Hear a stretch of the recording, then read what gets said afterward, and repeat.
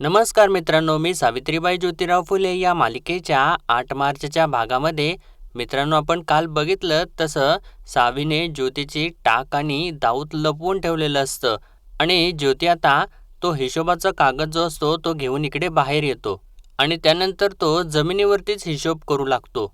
त्याच्यावरती लिहिलेलं असतं रोजचे 2 हार म्हणजे 2 आणे आणि फुलं 1 आणा म्हणजे दिवसाला 3 आणं आणि महिन्याचे 90 आणे म्हणजे 16 आण्याचा 1 रुपया म्हणजे ते 5 रुपये 10 आणे.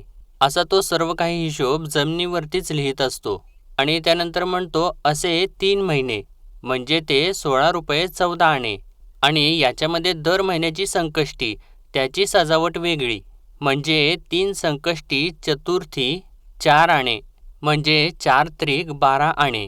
असा पण तो सगळा काही हिशोब जमिनीवरतीच लिहितो आणि म्हणतो प्रत्येक महिन्यात 2 प्रदोष त्याचे 8 आणे म्हणजे 3 महिन्याचे 6 प्रदोष त्याचे 24 आणे म्हणजेच 1.5 रुपये.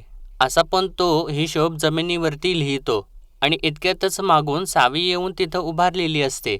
तेव्हा ज्योती हळूच तिच्याकडे मागे वळून बघतो आणि म्हणतो कोणीतरी माझं दौत आणि टाक लपवलं म्हणून माझं काही अडणार नाहीये. तर सावी म्हणते मला बोलताय का? तर ज्योती म्हणतो ज्याने लपवलंय त्याला बोलतोय. तर सावी एकदमच म्हणते म्हणजे मलाच बोलताय. तर ज्योती म्हणतो असं म्हणजे तू लपवलंयस का? तर तेव्हा सावी एकदमच होय म्हणून जाते आणि परत लगेच म्हणते नाही नाही आणि परत एकदा होय म्हणते, परत एकदा नाही म्हणते. तर ज्योती आता उठून उभा राहतो आणि तिला म्हणतो लागलीच खोटं बोलायला आणि म्हणतो अगं असं म्हणतात की नवऱ्याला जर खोटं बोललं तर पुढचा जन्म घुबडाचा मिळतो. तर तेव्हा सावी म्हणते काय घुबडाचा? तर ज्योती सांगतो होय शास्त्र सांगते तसं. तर सावी म्हणते म्या तुमचं दौत आणि टाक लपवले पण तुम्हासनी कसं कळालं की म्याच लपवले? तर ज्योती म्हणतो ते महत्त्वाचं नाही, त्या परास तुम्ही ते का लपवलं ते सांगा. तर सावी आता सांगू लागते अव ते माणसं बी तुम्हासनी त्या मुक्यासारखं करतील. तुमच्या कानात उकळतं तेल नाही तर तुम्हासनी शेंदूर पाजत्याल. तर ज्योती आता तिला म्हणतो तेव्हा पेशवाई होती पण आता ती राहिलेली नाहीये. आता इंग्रजी सरकार आलेलं आहे. त्यांनी 7-8 वर्षाआधीच मुलं शिकावीत म्हणून बुधवारवाड्यामध्ये इंग्रजी शाळा सुरू केली. ती उगीच सुरू केली का? त्यामुळे आता पहिल्यासारखी भीती नाही राहिली. म्हणून आता दौत आणि टाक लपवण्याचे दिवस नाही आहेत आणि आता एवढंही घाबरून चालत नाही. म्यात तालमीत त्यासाठी जातो का? असं सर्व काही बोलून तो तिथून निघून जातो आणि त्यानंतर मित्रांनो दादा आतमध्ये चाललेले असतात. इतक्यातच बाहेरून वस्ताद तिथे येतात आणि रामराम दादा असं त्यांना म्हणतात.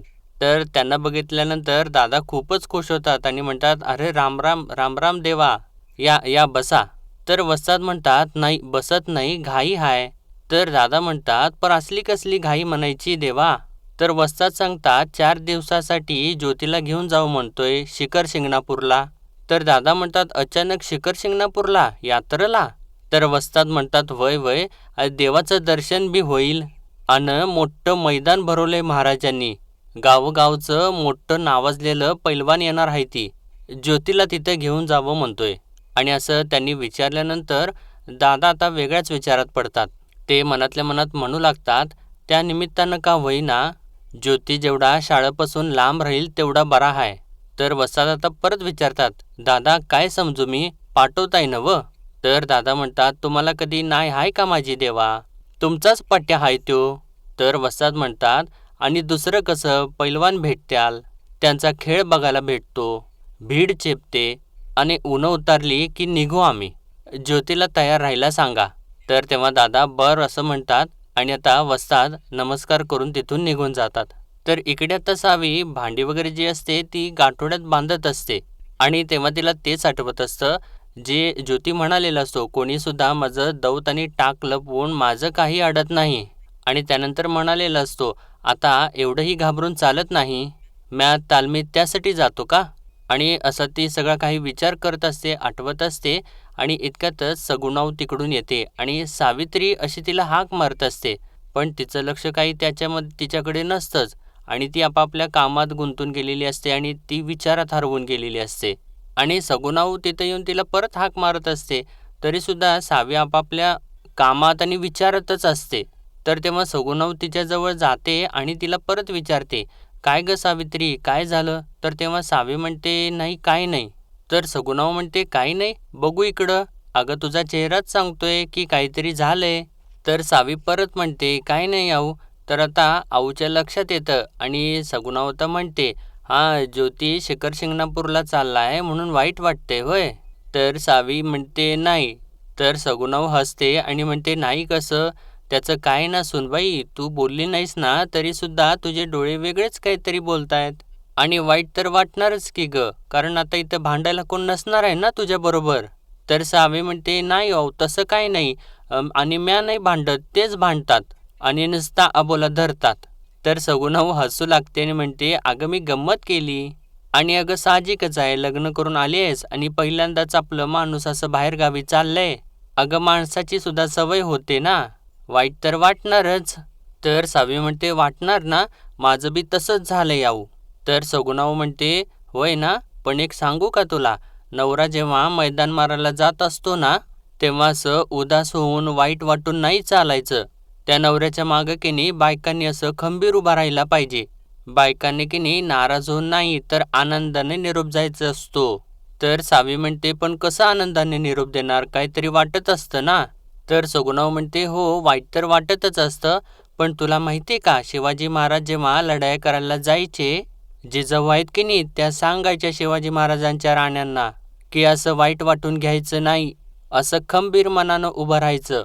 आणि जिजाऊंचे शब्द आपण पाळले पाहिजे का नाही. खंबीर मनाने उभे राहा आणि तुझ्या नवऱ्याला म्हणावं, जा लढून या. आणि असं ते सांगत असताना आता सावी छान हसू लागते. आणि सगुणाव आता पुढं म्हणते, आणि तू येडी ग, नवऱ्याला तेल शेंदूर पाजल कोणीतरी म्हणून त्याची दौतानी शाई लपवून ठेवलीस वय. असं म्हटल्यानंतर सावी तर हळूच हसू लागते. तर सगुणाव म्हणते, खुळी ग खुळी. इतक्यातच बाहेर मित्रांनो ते गफूर चाचा आलेले असतात आणि म्हणतात, गोविंदराव गोविंदराव कहा हो, मैं हूँ गफूर चाचा. आणि ते असं बाहेर आल्यानंतर दादासुद्धा लगेच बाहेर येतात आणि त्यांच्याकडं बघून ते नाराजच होतात आणि रुसून आपला चेहरा फिरवतात. तर तेव्हा गफूर चाचा म्हणतात, अरे ये क्या बात हुई, देख कर भी अनदेखा कर रहे हो, मांजरा क्या है. तर दादा रागारागात म्हणतात, म्या बोलणार नाही. तर तेव्हा गफूर चाचा म्हणतात, गुस्ताखी माफ हो चाचा. तर दादा म्हणतात, पर कशाबद्दल. तर गफूर चाचा हसू लागतात आणि म्हणतात, ज्योतीच्या लग्नाचे 4 निरोप आले मला, पर म्या आ न सका.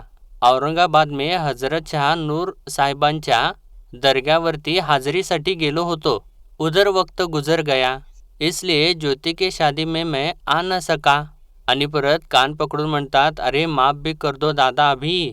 तर तेव्हा दादा आता त्यांचे हात खाली करतात आणि म्हणतात, चाचा माफी कसली मागताय, बसा बसा.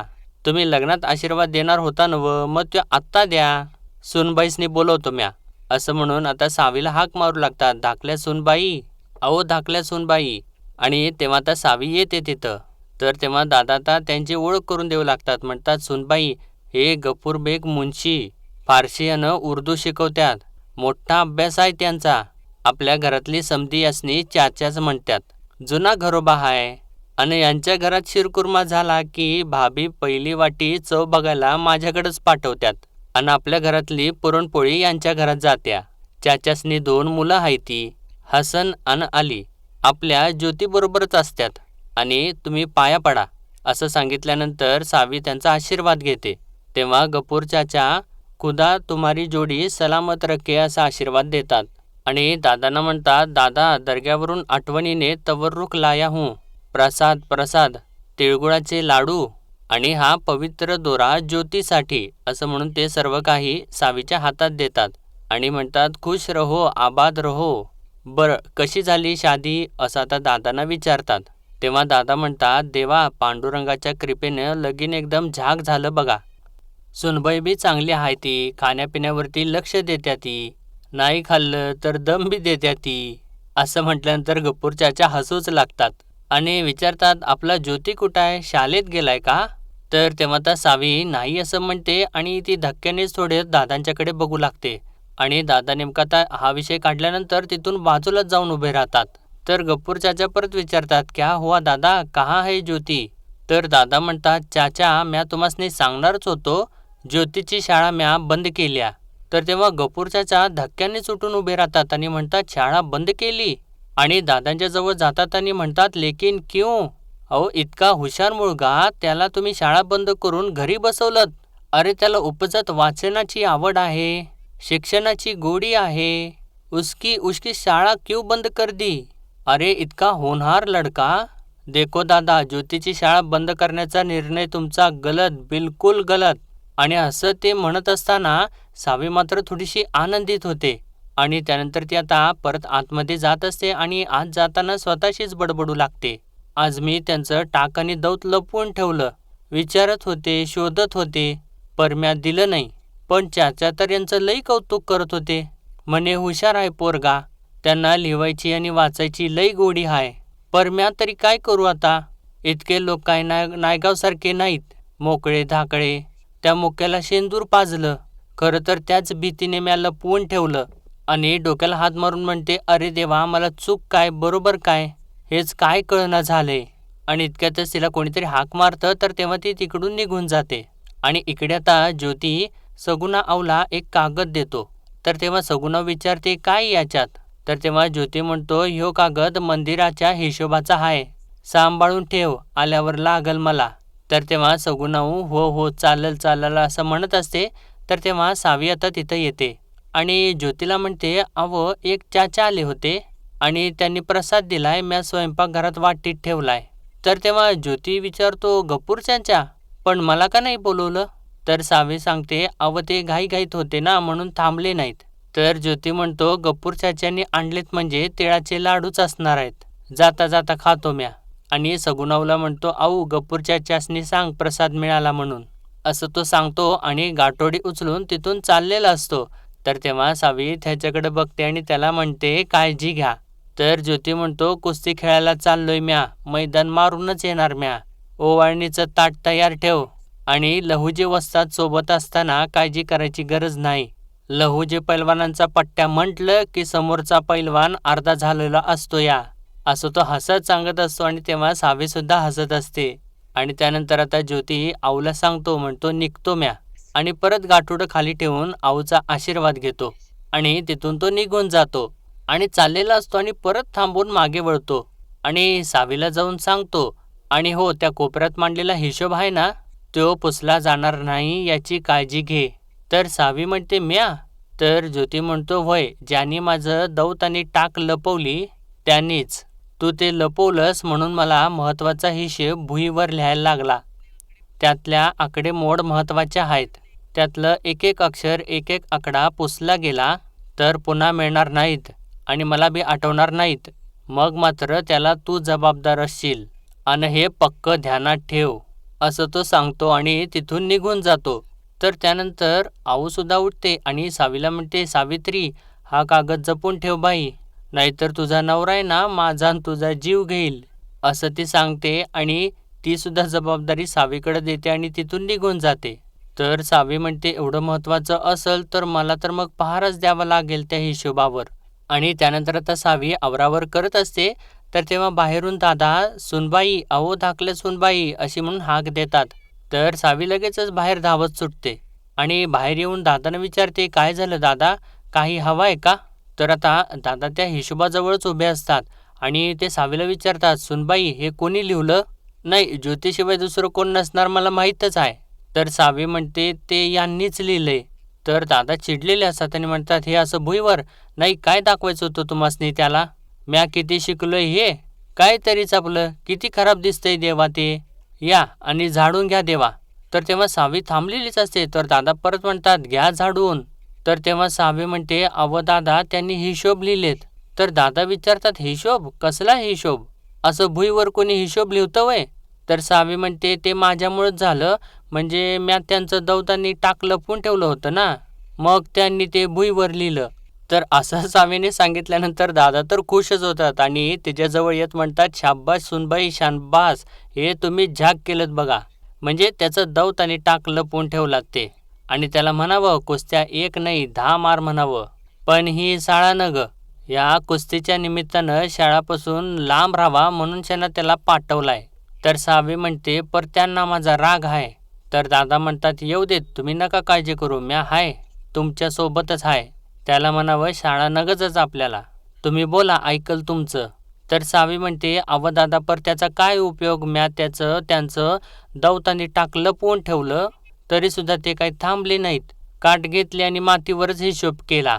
तर तेव्हा दादा म्हणतात, होय सुनबाई, हायच तसा तो तीरसंगराव थोडा. तर सावी म्हणते, अव दादा, तुम्हासनी माहीत आहे, मला दम बी भरलाय. याच्यातलं एक बी अक्षर पुसलं नाही पाहिजे आणि मला राखण करायला लावलं. तर दादा विचारतात, पर असला कसला हिशोब आहे आणि तुम्हासनी कसला पैसा सांगितलाय? तर सावी म्हणते, ही शिक्षा आहे मला. आणि दादा, हिशोब म्हणाल तर तो महागणपतीचा आहे. तर दादा म्हणतात, तुम्ही ऐकूच नका सुनबाई, घ्या झाडून समद. तर सावी म्हणते, नाही नाही, नग नग, नाहीतर परत माझ्याशी बोलायचे नाहीत ते. म्या करते राखण. तर दादा म्हणतात, राखण? मग तसं असेल तर तुम्ही एकट्या कशापायी राखण करणार? आपण दोघं मिळून राखण करू. वय तर सुनबाई, म्या काठी घेऊन बसतो. असं म्हटल्यानंतर सावी तर मोठमोठ्याने हसूच लागते आणि म्हणते, दादा तुमचं बिना. असं म्हटल्यानंतर दादासुद्धा हसू लागतात आणि दोघंसुद्धा छान असं मोठमोठ्याने हसत असतात. तर इकडे आता कृष्णाजी कारकून जे असतात ते लवकर घरी येतात. तर तेव्हा त्यांची बायको म्हणते, अगो बाई, आज लवकर येणं झालं स्वारींचं? तर कृष्णाजी म्हणतात, हो, आज जरा लवकरच आलो. गणपती मंदिरात जाऊन आलो. तो गोविंदमाळ्याचा ज्योत्या मंदिरात हिशोब मागायला गेला होता. मी भटांना सांगून आलो, यापुढे कोणालाही हिशोब द्यायचा नाही म्हणून. तर तेव्हा त्यांची बायको म्हणते, मग काय झालं? त्यांनी मागितला काय आणि विसू भटांनी दिला काय? त्याला काय करणार आहे? तुम्ही लिहाल ते अक्षर आणि बोलाल तो शब्द. तर कृष्णाजी म्हणतात, तेही आहेच म्हणा, पण सावध असलेलं बरं. ज्योत्या शिकलाय ना आता. तर त्यांची बायको म्हणते, 12 खडी आली म्हणून शिक्षण झालं का? आणि 1 2 3 4 आले म्हणून हिशोब कळतो का? त्याला हवे जातीचे. तर कृष्णाजी म्हणतात, तेही आहेच म्हणा, बरं हा घ्या गजरा, असं म्हणून तिला गजरा देतात. तर त्यांची बायको खुशच होते. तर कृष्णाजी म्हणतात, घ्या ना हो, आपल्याला कुठे विकत आणावा लागतो? तर त्यांची बायको म्हणते, पण या चैत्रगौरीला मला गळसरी हवीच आहे. तर कृष्णाजी म्हणतात, तुम्ही जरा शांत बसा हो, आणि तुमची ही सततची भुणभुण आहे ना, ती आधी थांबवा. एकतर त्या ज्योत्याने मंदिरातून हिशोबाचा कागद नेलाय म्हणे, त्यात काही वावगं सापडलं नाही म्हणजे मिळवलं, आणि गोविंदरावांना यातलं काही समजलं नाही म्हणजे झाले. तर त्यांची बायको म्हणते, आज एक ब्राह्मण माळ्याच्या घरी राब राब राबतोय आणि त्याची मोलत अशी कवडी मोलात होणार आहे का? आणि हिशोबातली रक्कम घेतली न विचारता. मग काय झालं? पृथ्वीवरील ही सगळी संपत्ती कोणाची आहे? आपलीच तर आहे. तर कृष्णाजी म्हणतात, ते आहेच म्हणा, अहो पण कूळ चांगले आहे, हातातून जायला नको. तर आता सावी धावत धावत त्या हिशोबाजवळ येते आणि तेव्हा ती हिशोब बघत असते. तर तिला ज्योतीचे शब्द आठवत असतात. तो कोपऱ्यात मांडलेला हिशोब आहे ना, त्याची काळजी घे. त्यातलं एक एक अक्षर, एक एक आकडा पुसला गेला तर पुन्हा मिळणार नाही आणि मला बी आठवणार नाही. मग मात्र त्याला तू जबाबदार असशील. आणि असा ती सर्व काही विचार करत असते. आणि मित्रांनो, आजचा भाग इथेच संपतो आणि पुढील भागामध्ये आपण पाहणार आहोत. सावी आता रांगोळी काढत असते तर कृष्णाजी कारकून तिथं येतात आणि सावीला विचारतात, आज इतकी उशिरा रांगोळी? तर सावी सांगते, त्यांचे हिशोब जपून ठेवण्यासाठी रांगोळी काढली. तर हिशोब म्हटल्यानंतर कृष्णाजी कारकून धावतच तिच्याजवळ येतात आणि विचारतात, कसला हिशोब? तर तेव्हा सावी सांगते, त्या दिवशी मंदिरातून हिशोब आणला होता ना, तो हिशोब. आणि ते ऐकल्यानंतर आता कृष्णाजी कारकून तर घाबरूच लागतात आणि त्यानंतर ते सावी गेल्यानंतर तो हिशोब पुसूनच टाकतात. तर तेव्हा आता दादा इकडे त्यानंतर सावीला विचारतात, तुमचं काय काम होतं कारकून काकांच्याकडे? तर सावी त्यांना सांगते, कोणीतरी हिशोब पुसला. तर दादा सांगतात, ज्योतीनं मंदिरातून हिशोब आणला का नाही, त्यामुळं काल कारकून काका नाराज होतं. तर तेव्हा सावी म्हणते, पण मग मालकाने हिशोब घेतला म्हणून काय झालं? आणि त्यानंतर आता ती सगुणाऊकडं जाते आणि म्हणते, कारकून काकांचा हिशोब तपासावा असं त्यांना का वाटत असेल? आणि आता तिलासुद्धा शंका आलेली असते मित्रांनो. तर मित्रांनो, आजच्यापुरतं एवढंच आणि भेटूया परत उद्याच्या भागामध्ये. तोपर्यंत आपल्या व्हिडिओला लाईक, शेअर आणि सबस्क्राईब नक्कीच करा. धन्यवाद.